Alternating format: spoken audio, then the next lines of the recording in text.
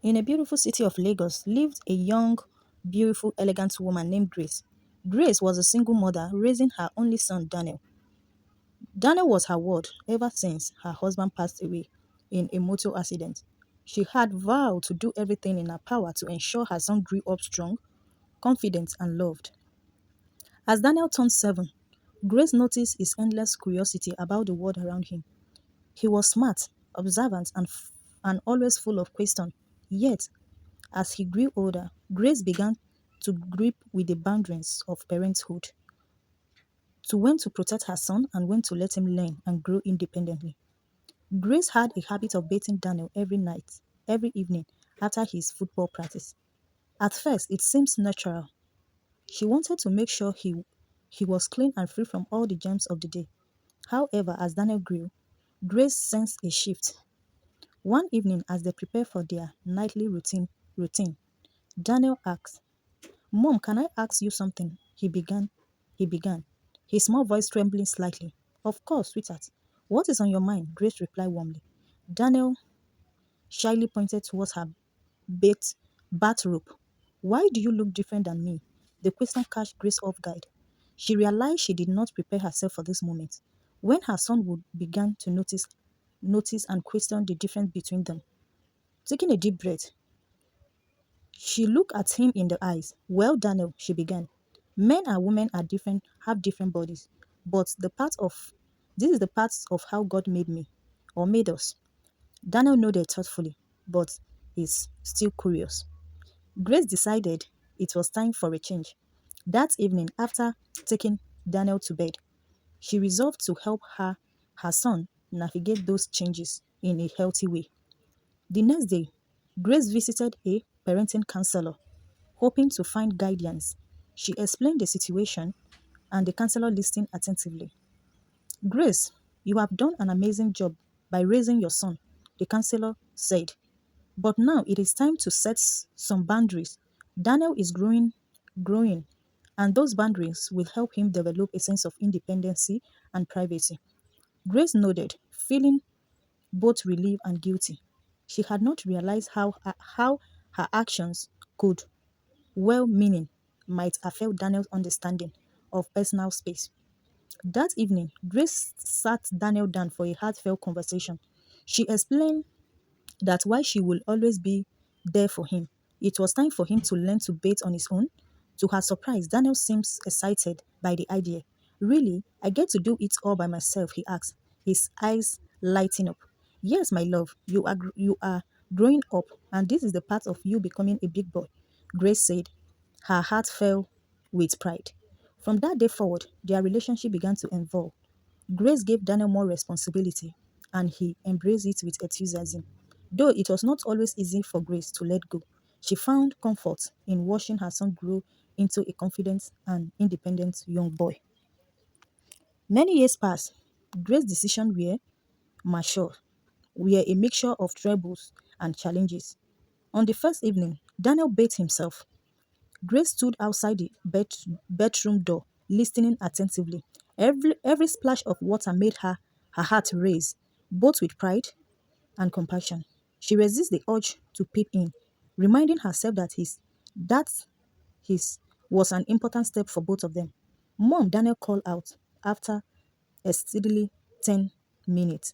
"I did it all clean." Grace opened the door consciously, seeing Daniel standing in his towel, his little chest puffed with pride. She smiled. "You are amazing, sweetheart. I'm so proud of you." But as the days turned into weeks, Grace realized that it was not just about letting Daniel take on a new responsibility. It was about managing her own emotions. She struggled to fill the gap left by their their share moments, like the bedtime talk, their soft and during bedtime. Daniel would embrace from her bedroom already, wrapped in a towel, and turned to talk about his day. One evening, as Grace started folding laundry, she overheard Daniel on the phone with his cousin Michael, who was a few years older.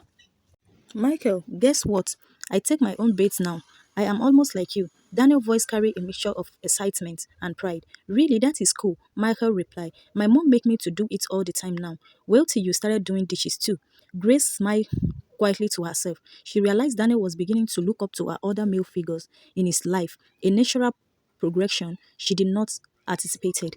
Still, there were questions Daniel would occasionally bring to Grace that revealed his deep curiosity about the world and his place in it. One night, as she took him into bed, she looked up to her at her eyes with his big curious eyes.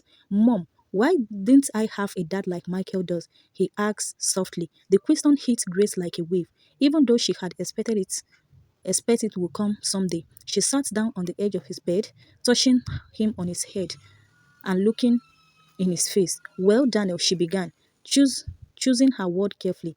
Your dad was a wonderful man. He loved you very much, even before you were born. But sometimes people have to leave us earlier than we want them to.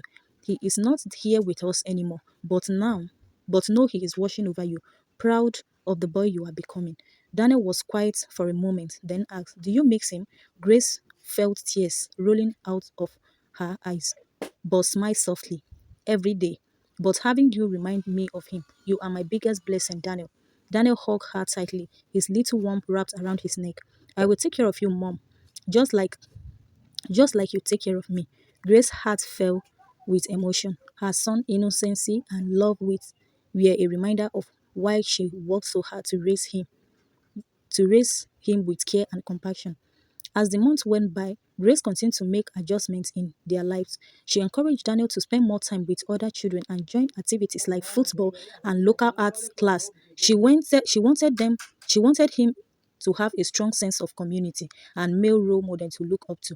One day, during a parent-teacher meeting at Daniel's school, his teacher, Miss Ade, pulled Grace aside. Grace, I wanted to tell you how proud I am of Daniel. He is just a kind and good boy. The other day, one of his classmates were upset because he did not understand his homework, and Daniel stayed behind to help him. He even said, my mom always tell me to help people who need it, who are in need of help. You have raised a wonderful son. Grace eyes with tears, rolled eyes with tears of joy, hearing that her son was a good boy. She was on the right path despite her doubt and struggle. One evening, as they sat at the dining table, Daniel turned to Grace with a serious expression. Mom, do you think I will ever be as good as Dad was?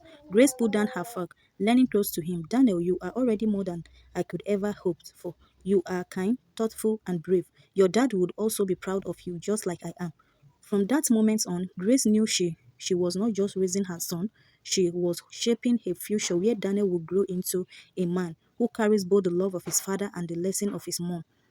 Their journey was not perfect, but it was theirs. A bond with a love, growth, and unvarying strength of mother's hearts. Thank you so much for listening to this tale. See you in my next one. Share it with your loved ones. Like and share. See you in my next tale. Share.